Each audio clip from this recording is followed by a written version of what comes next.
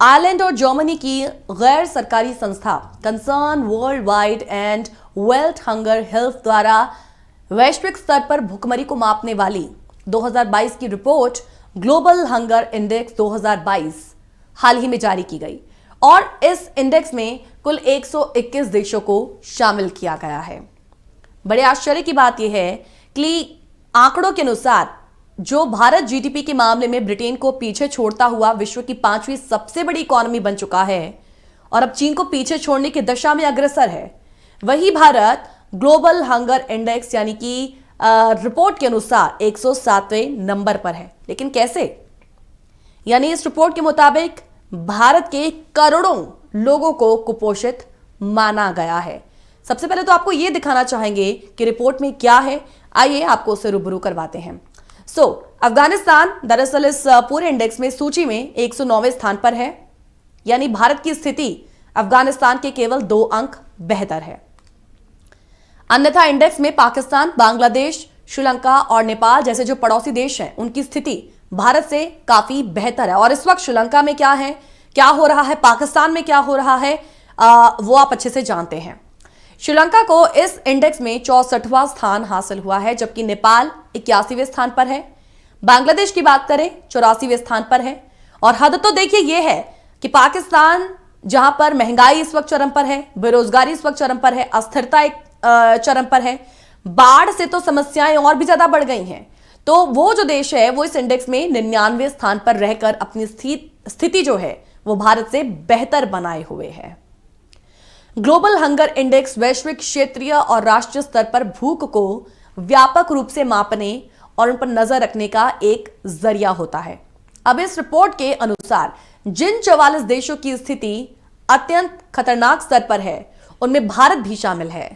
हालांकि भारत सरकार की तरफ से इस रिपोर्ट को भूख को मापने का ये जो गलत तरीका बताया गया है और यह कहा गया है भारत की ओर से इस रिपोर्ट को लेकर कि भारत की छवि लगातार खराब किए जाने की कोशिश की गई है, यानी कि भारत की छवि लगातार खराब किए जाने की कोशिश एक बार फिर नजर आई है कि एक राष्ट्र के रूप में वो अपनी जनसंख्या की जो कहीं एक फूड सिक्योरिटी है और जो एक न्यूट्रिशन है उसकी जरूरतों को पूरा नहीं कर पा रहा है। यह इंडेक्स भूख को मापने का एक गलत तरीका है जो भारत की ओर से कहा गया और साथ ही साथ ये कहा गया कि मापने के तरीकों के गंभीर मुद्दों से यह रिपोर्ट ग्रस्त है जिस पर मंथन करने की जरूरत है। इन नटशेल हम ये कहेंगे कि ये जो रिपोर्ट आई है इसको लेकर भारत सरकार ने कड़ी आपत्ति जताई है। यहां पर आपको बता दें कि भारत सरकार के महिला और बाल विकास मंत्रालय ने भी इस पर अपनी प्रतिक्रिया दी और उन्होंने अपने बयान में कहा कि भारत की per capita dietary energy supply हर साल बढ़ रही है और यह खाद्य और कृषि संगठन की फूड बैलेंस शीट पर ही बेस्ड है। कई सालों से देश में प्रमुख कृषि वस्तुओं का उत्पादन लगातार बढ़ रहा है और अंततः देश के अंडर न्यूट्रिशन के लेवल में वृद्धि होने का कोई कारण नहीं। अब सरकार ने फूड सिक्योरिटी सुनिश्चित करने के लिए भी कड़े आवश्यक कदम उठाए हैं, जिनमें दुनिया का सबसे बड़ा फूड सिक्योरिटी प्रोग्राम भी शामिल है। आप जानते हैं कि कोविड-19 महामारी के दौरान भी आर्थिक परेशानियां खड़ी होने के कारण सरकार ने मार्च 2020 में राष्ट्रीय खाद्य सुरक्षा यानी कि नेशनल फूड सिक्योरिटी के तहत 80 करोड़ लाभार्थियों को मुफ्त अनाज डिस्ट्रीब्यूट किया। तो जाहिर है कि जहां सरकार इस रिपोर्ट को एक गलत, एक प्रेजुडिस्ड और एक कहें पर्याप्त सैंपल इकट्ठे किए बिना तैयार की गई रिपोर्ट बता रही है और इसे खारिज कर रही है, तो वहीं अनेक जो अर्थशास्त्री हैं आज, जो आलोचक हैं, विशेषकर विपक्षी दलों के लोग इसी रिपोर्ट के आधार पर सरकार के कामकाज के तरीकों पर सवाल उठा रहे हैं।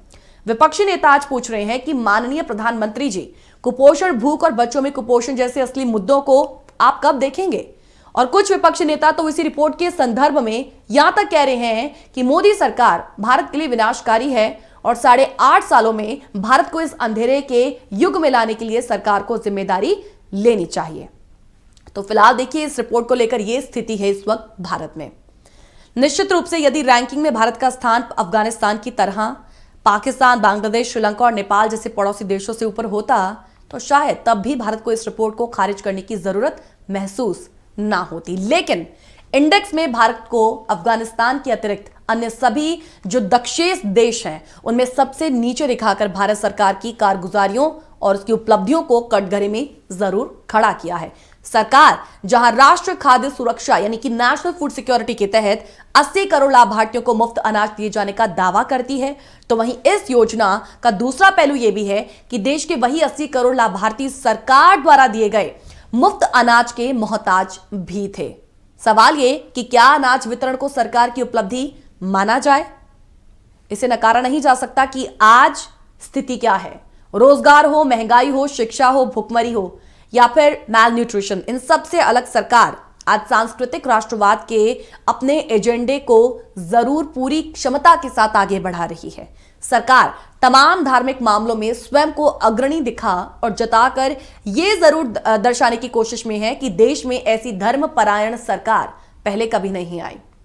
वो कहते हैं ना कि गोया भूखे भजन नहीं होए, गोपाला ली तेरी कंठी ले तेरी माला, जैसी जो एक प्रचलित बहुत फ्रेज है, ये कहावत है, उसके ऑपोजिट सरकार भूखे पेट भजन कराने की कोशिश में है।